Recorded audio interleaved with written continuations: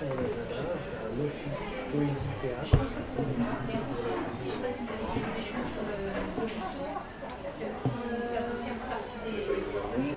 Je me mets par contre commande livraison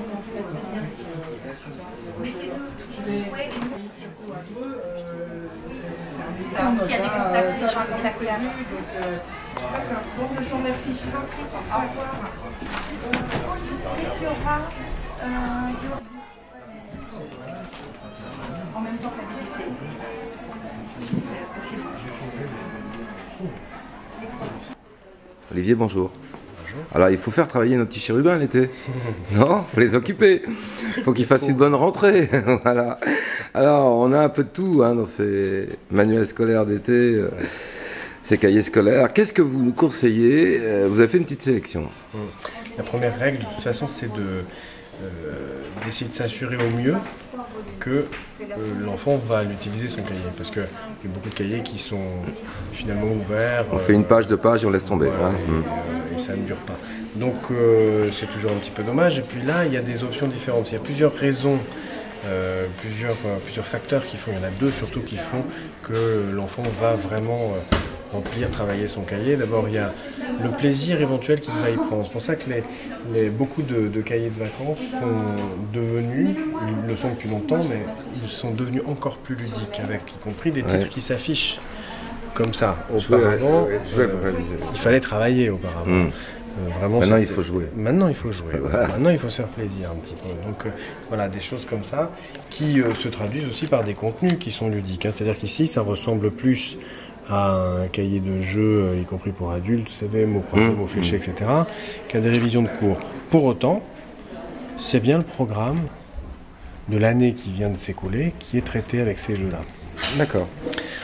Donc ça, c'est des évolutions pédagogiques qui sont importantes. Vous avez aussi...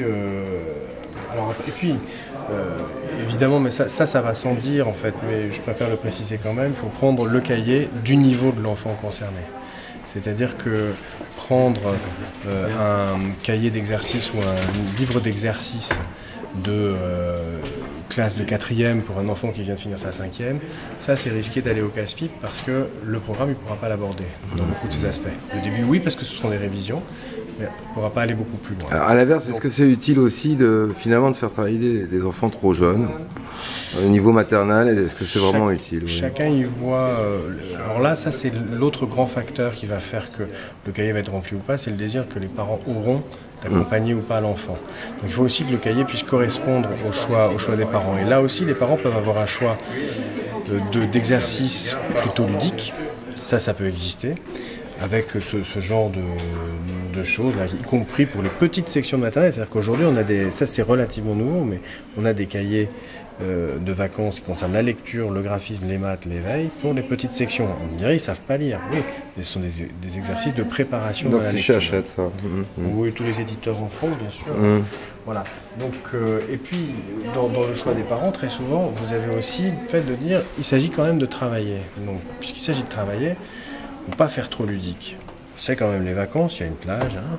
Mais là, on est sur une collection qui est pour le coup très proche de ce qui va se passer pendant l'année dans le cursus scolaire. Et on le voit aussi au contenu, là on est vraiment sur des exercices de type tout à fait scolaire, plus du tout sur des jeux. Voilà. Vous avez... Alors justement, qu'est-ce qui est conseillé?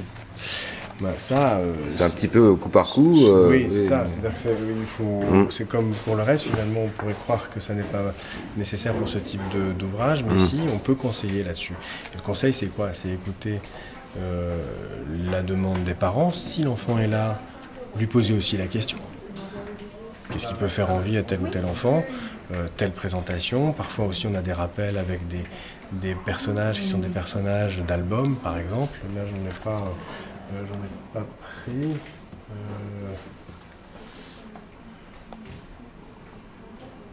Non, là, j'en ai pas pris, mais vous avez le cahier de vacances du Petit Prince, par exemple. Oui. Des choses comme ça, qui existent. Donc là, si l'enfant a rencontré ce texte-là, ce bouquin-là, ce personnage-là à un moment, ça peut tout à fait l'aider à aller plus loin aussi. même si ce sont des prétextes, puisque les contenus sont toujours ceux du programme. Hein. Ils ne sont pas forcément traités de la même manière. Je dis, il y a deux façons, le côté très ludique et le côté plus classique de ce qui se fait en classe. Et vous avez la troisième solution, parce que ça, c'est quelque chose qui est de plus en plus prisé aussi. Ça, ce sont à l'origine des cahiers utilisés en accompagnement pendant l'année scolaire. De plus en plus, il y a des gens qui se tournent vers ce type de support-là pour les révisions de vacances aussi. Là, on n'est plus du tout dans le cahier de vacances finalement. On est dans le cahier de révision. De révision. C'est-à-dire que d'entraînement plutôt que de révision d'ailleurs. Là, c'est le cahier d'entraînement. C'est-à-dire ce qui peut accompagner pendant l'année un enfant avec ses parents. Dans une discipline par exemple où il aurait des difficultés. Et là très souvent on a des cahiers qui sont spécialisés par matière. C'est-à-dire que pourquoi ces cahiers ont du succès? C'est parce que les parents se disent c'est quand même les vacances, on ne va pas faire des révisions générales. Parce que ça, ce type de cahier, c'est plutôt au choix des enfants, finalement. Ouais.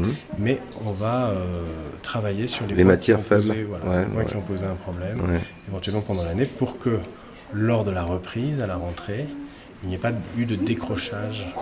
Parce que c'est vrai que la période estivale est quand même très, très longue. Les enfants ont la possibilité d'oublier énormément de choses, surtout dans les disciplines qui déjà leur faisaient des difficultés.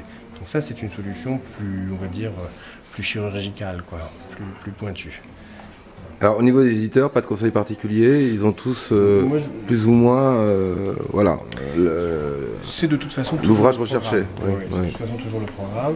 On peut peut-être donner une mention à celui-ci qui est assez intéressant parce que les cours Legendre, c'est surtout le conseil à donner aux parents parce que là, en termes d'accompagnement, guide pour les corriger, c'est quand même ce qui se fait de plus complet avec y compris des conseils pour expliquer à l'enfant.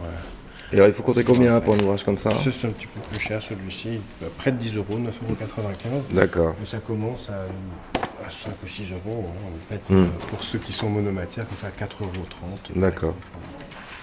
C'est plutôt des petits prix, en règle générale. Merci Olivier, merci de vos conseils.